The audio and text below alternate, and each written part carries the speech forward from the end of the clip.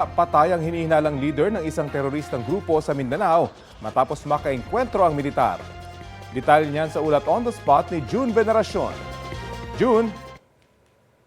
Rafi, truck ng mga sundalo ang pumasok sa barangay Satan, Sharif Aguac, Maguindanao del Sur kahapon matapos makatanggap ng impormasyon na doon nagtatago ang matagal na nilang hinahanap na leader ng umano'y teroristang grupo na Dawla Islamiyah.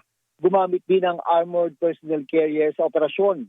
Nang makita na ang kanilang target sa kanyang bahay, sandaling nagkaputukan na nauwi sa pagkamatay ni Ustad Muhammad Usman Sulaiman, ang amir o top leader ng Dawla Islamiyah Hassan Group. Ayon kay Brigadier General Edgar Cato ng 601st Brigade ng Army, 2 minuto lang tumagal ang operasyon kung saan isang sundalo ang nasugatan.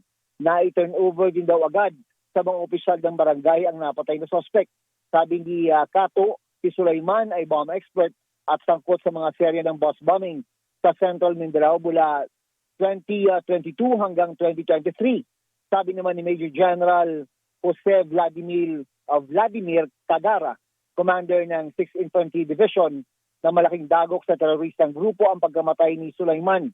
Ito na raw ang panahon para sumuko ang iba pa titirang miyembro ng Dawla Islamiyah. Rafi?